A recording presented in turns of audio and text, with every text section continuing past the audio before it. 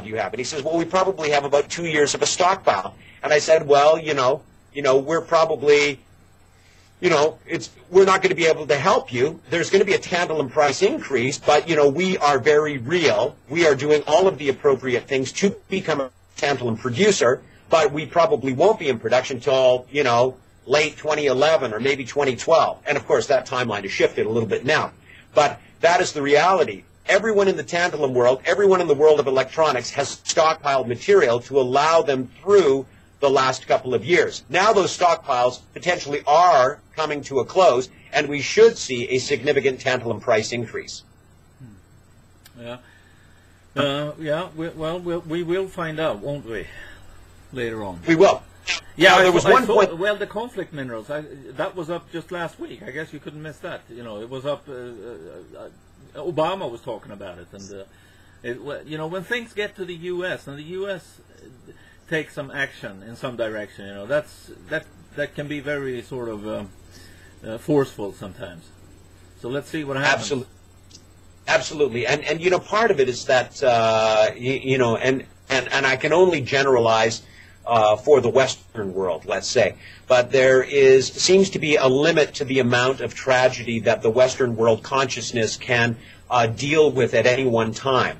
And I would say in that regard, the Western response to the genocide in Rwanda was basically non-existent. Yeah. And the recognition of the Western world of the genocide in Rwanda came well after the fact. Similarly, the Western world's response and recognition and awareness of, say, the Bosnian War was very late, very late.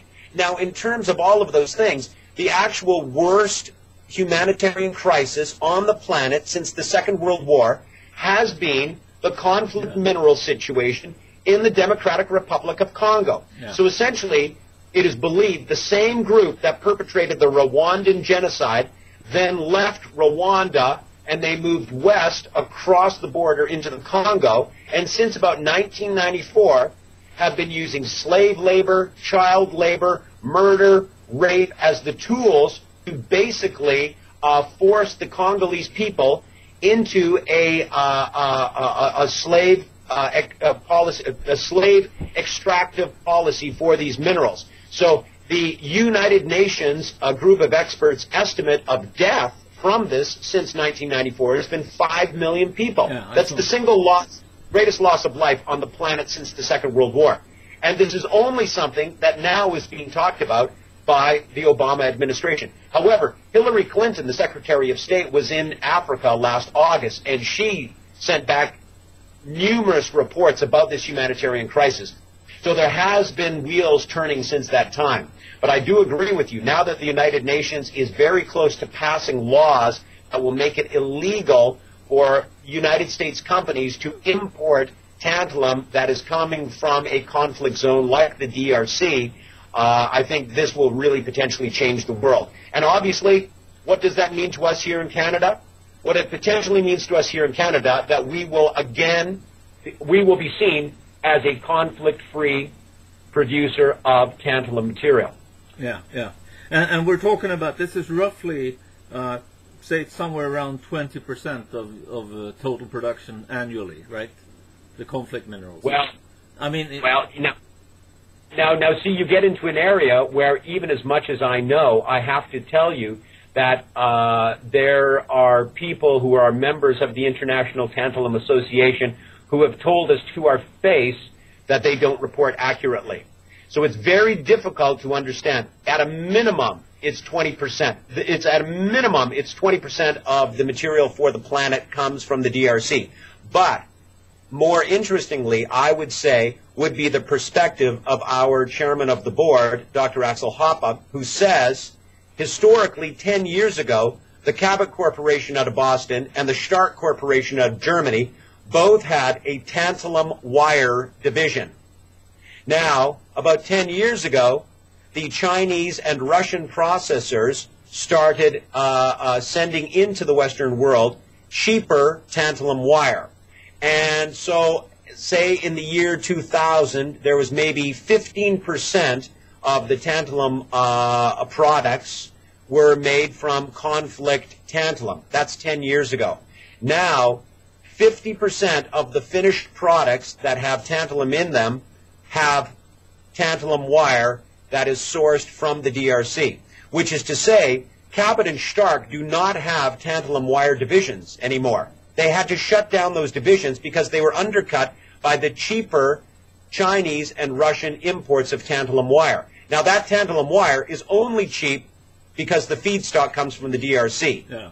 And, of course, it's produced at an artificial slave labor cost where there basically is no cost. So, very clearly, what the Obama administration, what the United Nations group of experts, what the OECD, what the EU is trying to do at this time is to pinch off that supply chain. Yeah, it's horrendous, the situation down there. It's horrendous. And also, you know, it's amazing that this can go on year after year after year with all these scrupulous people involved. You know, it's really amazing. But I think I'm a bit surprised that not only tantalum but other minerals, you know, we're talking about conflict minerals, that those have not sort of gotten to the consumers yet. You know, anybody in the Western world going and buying a flat screen television set, now they're not going to ask the dealer, you know, do we know that this particular TV is free of conflict minerals? It has not gotten to that stage yet, but you know, once it does, then these companies will obviously act in order to you know, to get their supply chain straight. Well, you know, at a certain point, you know, Glenn, we're all human. And I do believe that the world will change. I do believe that in everyone's hearts, they do want to do the right thing. And if it costs you a penny more for your next mobile phone to know that all of the constituent materials in that mobile phone are conflict-free, there's no one that would not pay the extra penny for that. And that really is the estimate, the industry estimate from a mobile phone manufacturer of how much it would cost to pay twice the amount for the tantalum concentrate at source to only use conflict-free tantalum. When it comes to the consumer, it amounts to 1 penny more per unit.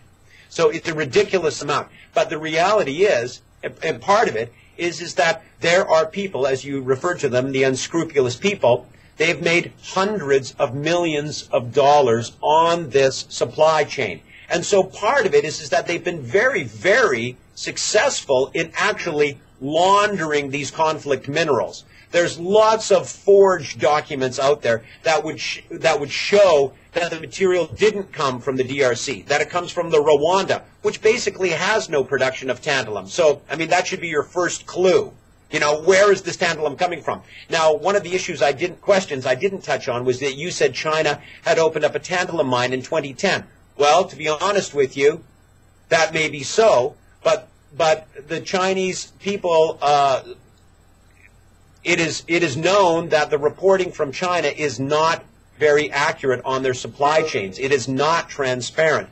And part of it is that there is significant doubt in the tantalum industry whether or not China has any primary production of tantalum. Why? Because most of their material comes from the DRC.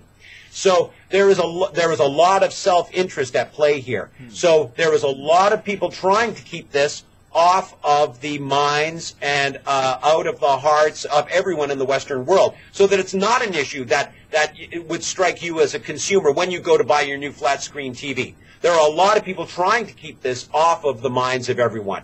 So, and those are the people that are making the money. So I'm very glad that this has received quite a bit more notice. You know, but it is tin, tungsten, tantalum, and gold, and all of those things are mined by these child and slave labor practices in the DRC, and have been for, you know, probably ever, really. It's not really just 15 years ago that it started.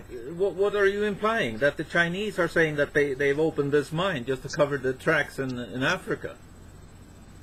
Is that what you're saying? I'm suggesting the possibility of that. Okay, fair enough. But I'll tell you the other side of it. I believe that the Chinese, if they believe that it is in their best interests to stop buying conflict minerals, they will also do that. Like in terms of, say,